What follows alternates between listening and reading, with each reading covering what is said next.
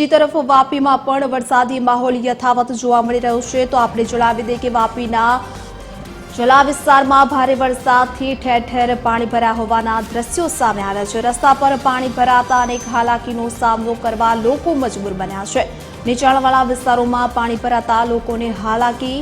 તો આપણે જણાવી દઈએ કે દુકાનો સુધી પાણી પહોંચતા દુકાનદારો પણ હેરાન પરેશાન થયા છે। હજુ પણ આગામી સમયમાં ભારે વરસાદની હવામાન વિભાગ દ્વારા આગાહી વ્યક્ત કરવામાં આવી છે। ત્યારે વાપીના અનેક વિસ્તારોમાં પાણી ભરાયા હોવાના દ્રશ્યો સામે આવ્યા છે। રસ્તા પર પાણી ભરાતા વાહન ચાલકો પણ હેરાન પરેશાન થઈ રહ્યા છે। સાથે જ સ્થાનિકો પણ મુશ્કેલીનો સામનો કરવા માટે મજબૂર થયા છે।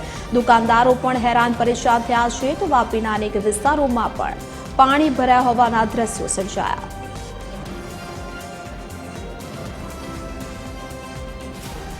સમગ્ર વલસાડ જિલ્લામાં વહેલી સવારથી જ મેઘમહેર જામી છે। પરિણામે અત્યારે જનજીવન પ્રભાવિત થયું છે। ખાસ કરીને વલસાડ જિલ્લાના તમામ તાલુકામાં જે કેટલાક નીચાણવાળા વિસ્તારો છે ત્યાં વરસાદી પાણીનો ભરાવ જોવા મળી રહ્યો છે। અત્યારે વલસાડ જિલ્લાના વાપીમાં પણ કંઈક અત્યારે આ જ પ્રકારની પરિસ્થિતિ છે। વાપીના ચલા મુખ્ય માર્ગ પર અત્યારે વરસાદી પાણીનો ભરાવ જોવા મળી રહ્યો છે અને પરિણામે સ્થાનિક લોકોને પારાવાર મુશ્કેલીનો સામનો કરવો પડી રહ્યો છે। આપણી જોડે સ્થાનિક દુકાનદારો જોડે છે, આપણે તેમની સાથે સીધી વાત કરીશું। આપનું નામ?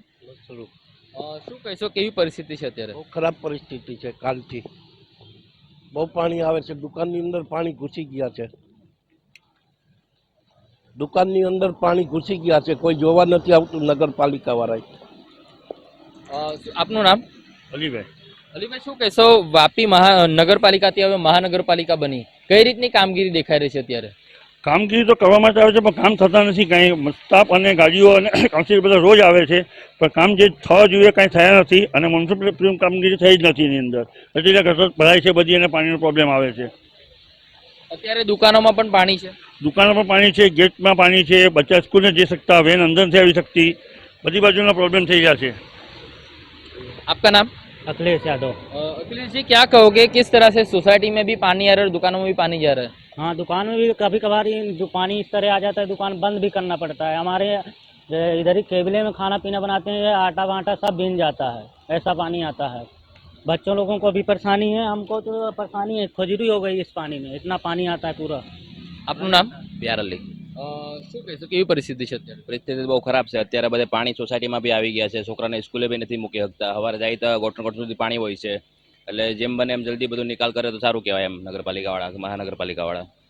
અત્યારે તો પરિસ્થિતિ બહુ મોન્સૂનની કામગીરી મહાનગરપાલિકાએ કરી હોય એમ આવે છે કામ કરવા, પણ લાગતું તો નથી કંઈ થયું એમ। માણસો તો આવે છે કરવા, બધું કરે છે પણ જોઈને તો નથી લાગતું કે કંઈ ચાલુ થયું છે એમ। શું માંગ છે? હમણાં જે આ પાણી ને બધું ભરાય એ બધું નિકાલ થવો જોઈએ, બીજું શું માંગ? બધા છોકરા લોકો સવારે સ્કૂલે જાય તો આરામથી જઈ શકે એમ। તો આમ સમગ્ર વલસાડ જિલ્લામાં વહેલી સવારથી જ મેઘમહેર જામી છે અને જિલ્લાના તમામ તાલુકામાં સાર્વત્રિક વરસાદ વરસી રહ્યો છે। પરિણામે જે કેટલાક નીચાણવાળા વિસ્તારોમાં વરસાદી પાણીનો ભરાવ જોવા મળી રહ્યો છે। ત્યારે ખાસ કરીને વાપીની પણ કંઈક આવી પરિસ્થિતિ છે ને વાપીના કેટલાક જે નીચાણવાળા વિસ્તારો છે ત્યાં વરસાદીનો પાણીનો ભરાવ થતાં વાપી મહાનગરપાલિકાની પ્રી મોન્સૂનની કામગીરીની પોલ છતી પડી છે। रितेश पटेल, TV13, वापी, वलसाड।